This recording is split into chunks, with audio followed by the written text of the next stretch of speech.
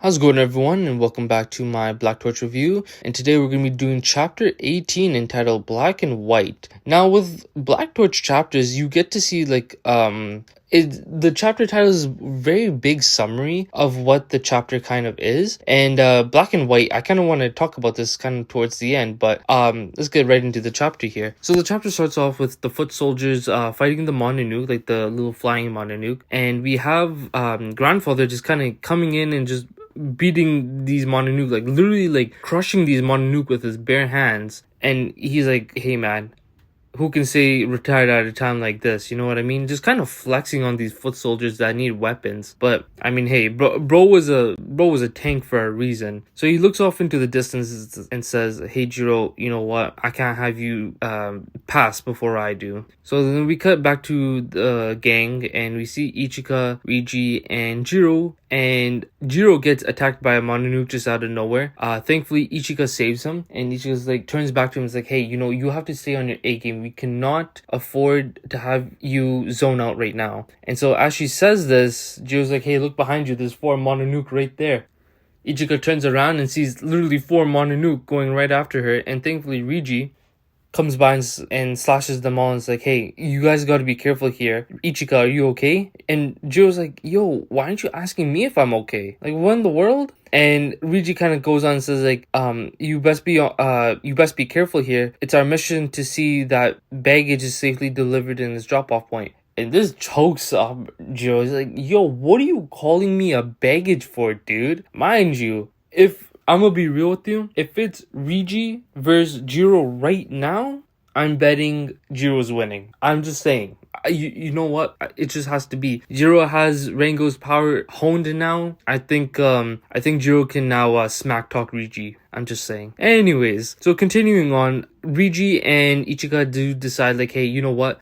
Jiro, you go on now. We'll handle the rest." And Jiro agrees. Rigi's like, "Yo, guys, can you stop talking? Like, we got a mission to deal with." Even though this man had a monologue just like a couple seconds ago. And so they bump fists, and Jiro goes on, passing the gate. So as he passes the gate, well, right before he passes the gate, there was a Mononoke stopping him. And he's like, "Oh, damn, like, I was so close." And out of nowhere, Koga appears. Koga comes and slices that Mononoke, and Jiro's like, "Oh, it's you, Koga." Koga gives him the middle finger, points to the gate, and is like, "Yo." Oh, he doesn't say go, but he's like, "Yo, just get the hell out of here." And so Rigi goes. Sorry, not Rigi. Jiro goes and he passes through the gate. And I don't believe the Mononoke can pass through the gate because it's only him that passes through it. And as he passes through it, he's face to face with Rango and Amagi. And Amagi's like, "Oh, you made it here unharmed? That's actually pretty impressive. I've been waiting for you, Jiro." And Rango's there. He's kind of like, "What? Jiro, you're here too?" And Jiro's like, "You know what? Don't worry, Rango. I'll get you out."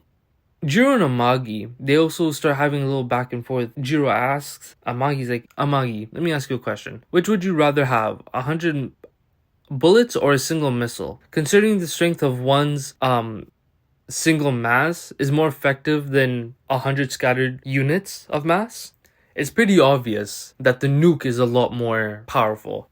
And Jiro asks Amagi's like, "Okay, so is that the reason why you devoured all of your allies?" And Amagi kind of agrees, like, "Yo, it's kind of obvious why I did it.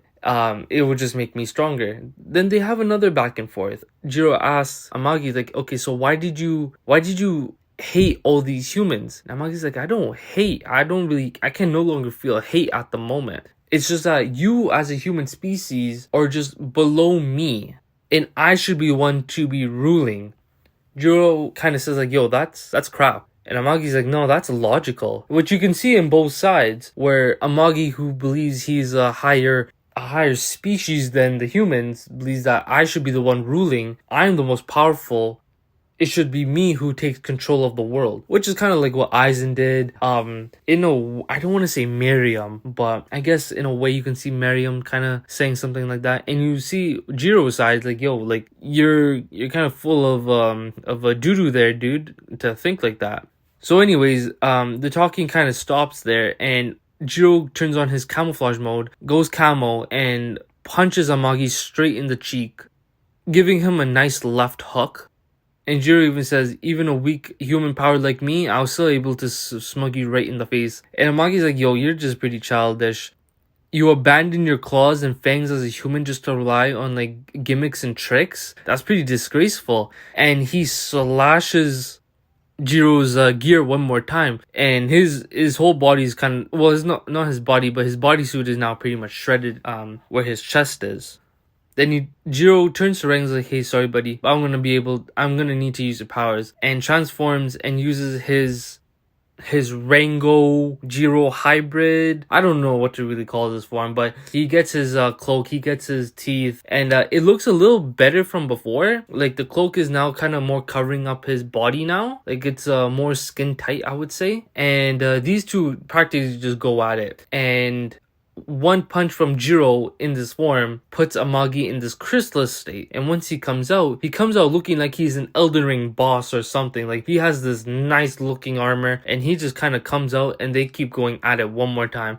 Like they're destroying the landscape, and it got to a point where Amagi does get Jiro on the ground, and he's stepping on his face. And Jiro uses his tail. Remember, his tail is just like his scarf. He uses it and he smacks Amagi right on the side and sends him flying.